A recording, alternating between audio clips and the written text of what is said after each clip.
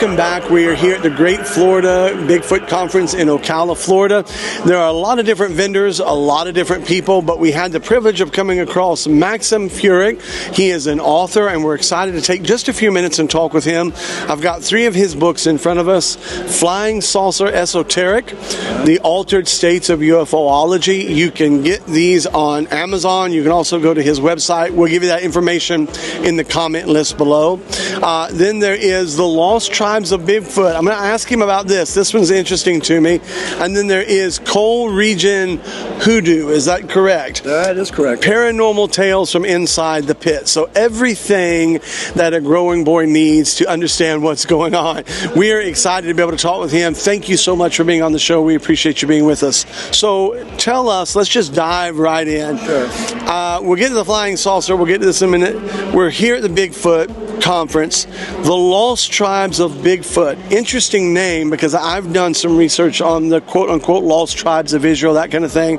Tell us about this Lost Tribes of Bigfoot book. Yeah, absolutely. Well, first of all, this book came out in 2024. It's been published by Hangar One, and those are the folks that put out Monster Quest. So I'm just excited to have that book published by them. We have something that I think is new and improved, and just for your listeners out there, take a look at this. It has a thing called IBT, and this is immersive book technology. If you were to take your phone's camera, you're going to have to edit that out. Got it. Phone's camera, and look at that barcode. There'll be a little video of me doing a synopsis of those chapters. So we have those barcodes throughout the book. But Lost Tribes of Bigfoot, Joel, is mainly a metaphor for what we think Bigfoot is. And there's been all these theories, including, is Bigfoot Neanderthal? Is it Gigantopithecus? Is it Australopithecus? Is it some missing link, some relic that we haven't even discovered yet? So we look at all those possibilities. But what I say is this. My premise is, if it's not flesh and blood, then what is it? My premise is this. If it's not flesh and blood, and a lot of the Sasquatchers are just looking for that body and that DNA. But I claim if it's not flesh and blood, then what is it? And I delve into some of these other theories, and the one that makes the most sense to me is the interdimensional theory that Einstein and Rosen and Jacques Vallée and everybody else has sort of underscored and underwritten. And I believe that that Bigfoot and flying saucers are both some sort of, they're shapeshifters that come in between our parallel universes. They shapeshift between dimensions, and that's why sometimes we see them and sometimes we don't. And even with Bigfoot, I think both Bigfoot and flying saucers have paranormal abilities and elements, and I think they're both Bigfoot and flying saucers are of the same caliber, the same characteristic. We just don't know what that is. Yeah, they're definitely cut from the same cloth, because when you look at the research, and I mean really good, hard, journalistic, peer-reviewed research, you see a lot of the similar characteristics. And interdimensional, Jacques Vallée, in his book Messengers of Deception, I think he actually nails exactly what we're dealing with. So phenomenal book. Okay, so we've got this, and I would assume Flying Saucer Esoteric is really the flip side to this coin, maybe taking it down the same road. Tell us a little bit about that book. Yeah, well, Flying Saucer Esoteric is a real personal book for me. It's sort of my version of microdosing on LSD or modafinil or psilocybin or whatever for 100 days. And here's what I did. This was published in 2023.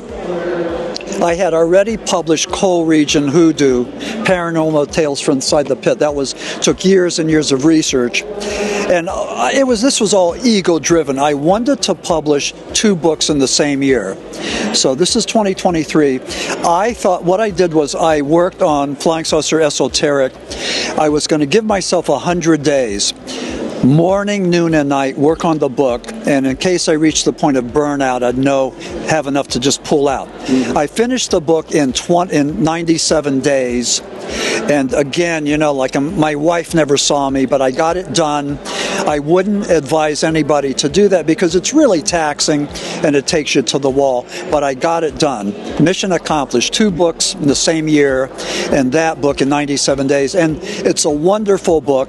It's a comprehensive book of ufology, beginning with the days before Christ to the congressional hearings of July of 2023. So, I love that book. I stand by it. It just gets a lot of rave reviews. Yeah. That's very interesting because for a lot of people that are not maybe familiar, maybe you're just getting into this space, this is not a 20th century, 21st century phenomenon.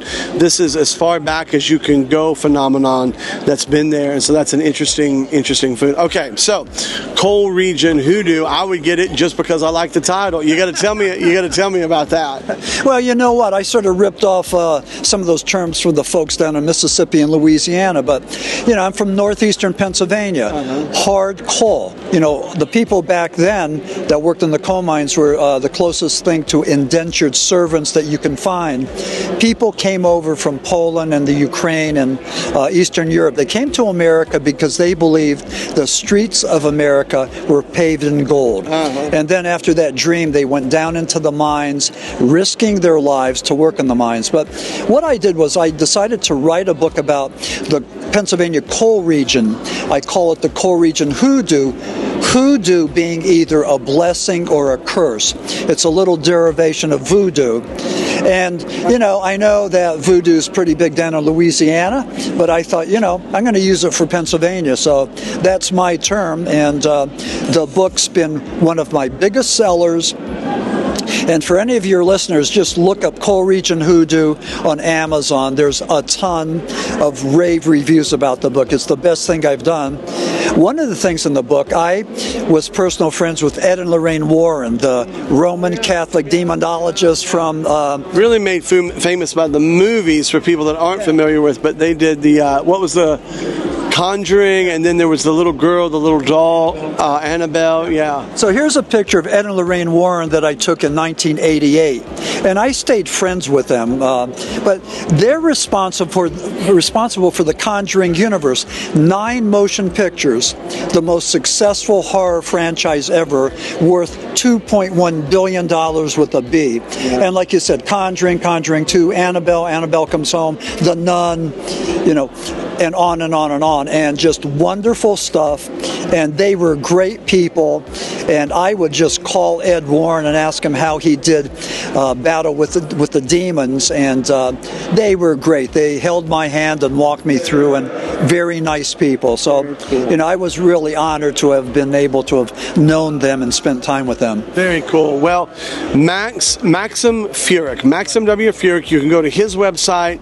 We're going to put that information on there. You can see him on Facebook, starting to get a presence on TikTok, definitely on Amazon, and this is what you need right here. I'm going to actually go back here and pull it up myself and get a couple copies. Really, really neat. I think you'll enjoy it. Thanks so much for taking the time with us, and we look forward, after we do some research of reading, we look forward to reaching out to you and maybe doing a long-form content show about the validity of some of these arguments, what we're looking at, what we're not looking at. And sometimes I think this genre has gotten to a point where it is an echo chamber now. Everybody's saying the same thing, just in a slightly different way, but maybe there's some new ways to think about stuff. So should be a great time for sure. Exactly. And Joel, thank you so much for helping to go and continue the conversation and to expand upon it and help us to make sense of this paranormal world. We're all looking for answers, and you're doing a great job, trying to find that. So thank you. I appreciate it. Thanks so much. Very good. Okay, thank you.